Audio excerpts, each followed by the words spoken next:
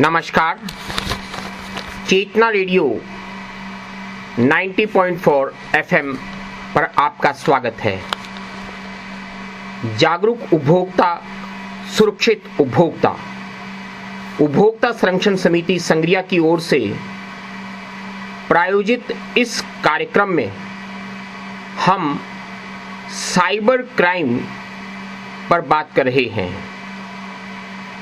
Cyber crime एक ऐसा अपराध है जो विज्ञान एवं प्रौद्योगिकी के विकास के साथ साथ विकसित हो रहा है, अपने पैर फैला रहा है। इस साइबर क्राइम को कारित करने के बहुत से तरीके हैं जिससे हमें सावधान रहने की आवश्यकता है। आज हम बात कर रहे हैं साइबर क्राइम से संबंधित एक सामान्य तरीके की। हम सब लोग इंटरनेट पर का उपयोग करते हैं। अधिकांश व्यक्तियों के ईमेल अकाउंट्स हैं। साइबर क्राइम को कारित करने का एक सामान्य सा तरीका है कि किसी ईमेल आईडी को यदि हैक कर लिया गया है या उसके समान एक आध अक्षर की परिवर्तन कर दूसरी ईमेल आईडी बना ली गई है। जैसे उदाहरण दूं, संग्रिया की स्पेलिंग में SANGARIA है और आपकी ईमेल आईडी इसी स्पेलिंग के साथ @gmail.com है। आप इसी ईमेल आईडी का उपयोग करते हैं। साइबर क्राइम कारित करने वाला यदि इसी के समानांतर SANGARYA @gmail.com ईमेल आईडी बना लेता है, जो कि आपकी जानी पहचानी ईमेल आईडी है। सामान्य परिस्थितियों में या व्यापारिक सहव्यवहार में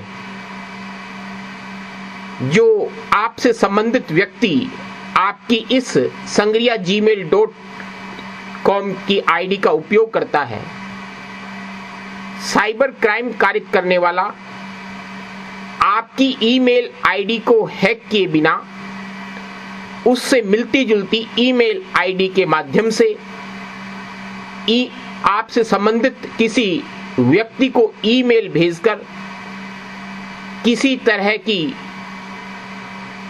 धन प्राप्त के लिए या लाभ प्राप्त करने के लिए ईमेल कर सकता है, जिससे कि आपसे संबंधित व्यक्ति उस व्यवहार में उसे ईमेल की आईडी समझकर, आपकी ईमेल आईडी समझकर उस व्यवहार का निष्पादन कर देता है। ऐसी स्थिति में साइबर क्राइम करने वाला व्यक्ति आपसे की ईमेल आईडी से मिलती जुलती ईमेल आईडी बनाकर आपके साथ, आपके मिलने वालों के साथ धोखाधड़ी कारित कर सकता है। ईमेल आईडी को हैक करना एक सामान्य प्रक्रिया है। आपकी फेसबुक आईडी को हैक करना एक सामान्य प्रक्रिया है। आजकल आप रोज ये किस्से सुनते होंगे कि किसी की फेसबुक आईडी को हैक कर उससे, उसके मिलने जुलने वालों से किसी अज्ञात व्यक्ति ने सहायता के रूप में रुपयों की मांग की और बाद में पता लगा कि आप जिसकी सहायता करना चाहते थे उसने आपसे ऐसी कोई मांग ही नहीं की। इससे बचने का आसान सा तरीका है कि प्रथमतः यदि आपने कोई ईमेल आईडी या फेसबुक आईडी बना रखी है तो उसके पासवर्ड को जटिल बनाएं। उसमें आप कैप्स लॉक के साथ बहुत से चिन्हों का उपयोग कर सकते हैं। आप अपने पासवर्ड को किन्हीं भी परिस्थितियों में किसी दूसरे व्यक्ति को नहीं बताएं और साइबर क्राइम कारित होने पर अपने नजदीकी पुलिस स्टेशन में इसकी सूचना अवश्य दें। आपको इस बात को उदाहरण स्वरूप समझाने के लिए मैं एक व्यावसायिक कंपनी का उदाहरण दूंगा। एक अमुक कंपनी की किसी कंपनी के साथ व्यापारिक सहव्यवहार की बातचीत केवल मात्र ईमेल के माध्यम से हो रही थी या टेलीफोनिकल हो रही थी, जिसमें उस दूर संचार के माध्यम से हुई बात के निष्पादन के लिए, प्रस्ताव को स्वीकार करने के लिए, कोटेशन के लिए ईमेल भेजे और प्राप्त किए जाते थे। जब दोनों अमुक व्यक्तियों या अमुक कंपनियों के बीच उस सहव्यवहार का करार पूर्ण हो गया तो जिसने उसकी प्रतिफल राशि प्राप्त करनी थी उसकी मिलती जुलती ईमेल आईडी से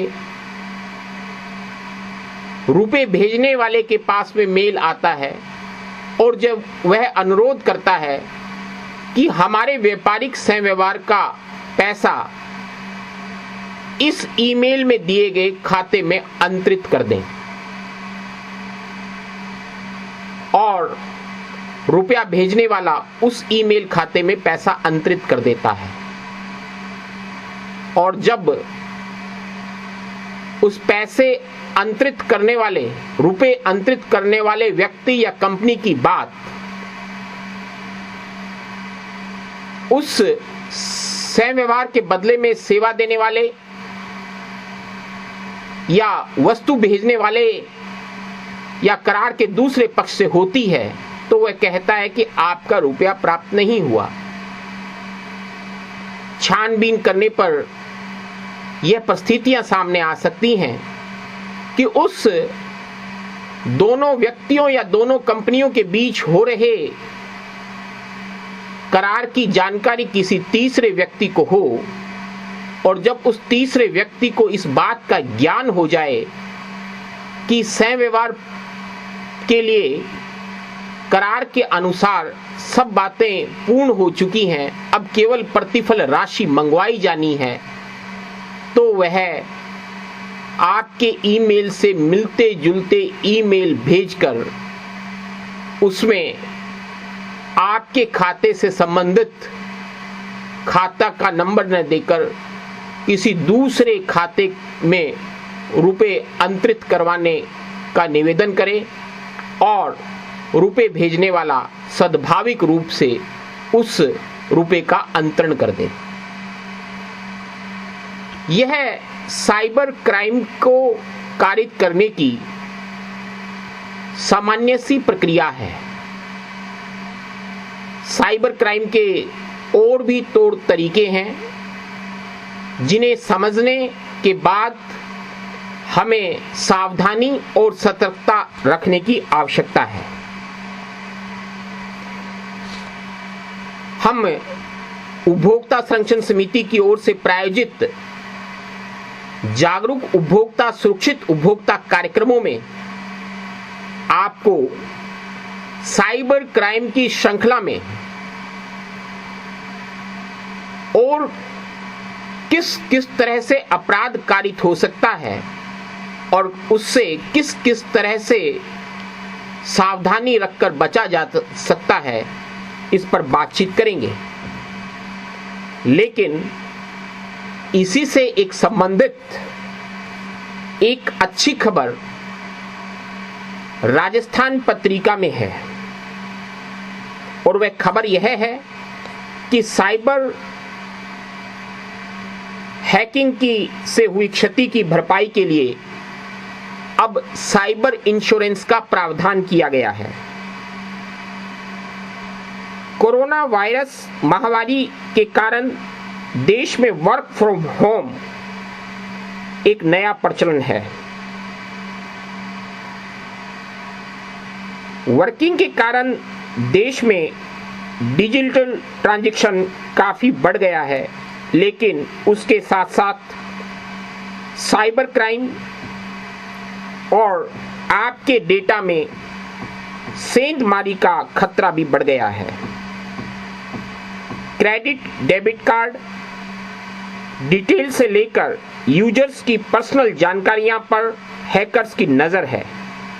ऐसे में साइबर इंश्योरेंस इंटरनेट आधारित खतरों जैसे फिशिंग स्कैम, डेटा चोरी और साइबर हमलों को कम करने में तो मदद करता ही है, इससे होने वाली हानि की भी भरपाई करता है। साइबर इंश्योरेंस का प्रीमियम जोखिम के मुताबिक है। साइबर इंश्योरेंस का प्रीमियम इस बात पर निर्भर करता है कि आप कितने नुकसान को कवर करना चाहते हैं, कितने नुकसान की क्षतिपूर्ति चाहते हैं। 50,000 से अधिक की क्षति को कवर करने के लिए प्रीमियम 600 रुपए के आसपास है। वहीं 1 करोड़ रुपए के लिए करीब 15,000 रुपए का प्रीमियम चुकाना होता है। यहां मैं आपको इस विषय पर गंभीर करने के लिए एक आंकड़ा भी देना चाहूंगा कि एशियाई पैसिफिक के देशों में हर सप्ताह 1338 साइबर क्राइम हुए हैं। पिछले साल के मुकाबले 93% साइबर क्राइम में वृद्धि हुई है। 416 करोड़ रुपए केंद्र सरकार द्वारा साइबर सिक्योरिटी के लिए जारी किए गए हैं। आज के इस विषय की गंभीरता आप मेरे द्वारा रखे गए आंकड़ों से ही समझ सकते हैं। इसलिए आवश्यक है कि सूचना एवं प्रौद्योगिकी के युग में साइबर क्राइम से बचने के लिए साइबर क्राइम कर्ताओं के तौर तरीकों को समझकर उनसे बचने के सतर्कतापूर्ण उपाय हम अपने जीवन में अपनाएं। इसी श्रृंखला में हम साइबर क्राइम विषय पर उसके अन्य तौर तरीके तथा उनके बचाव के उपायों के संबंध में बातचीत करते रहेंगे।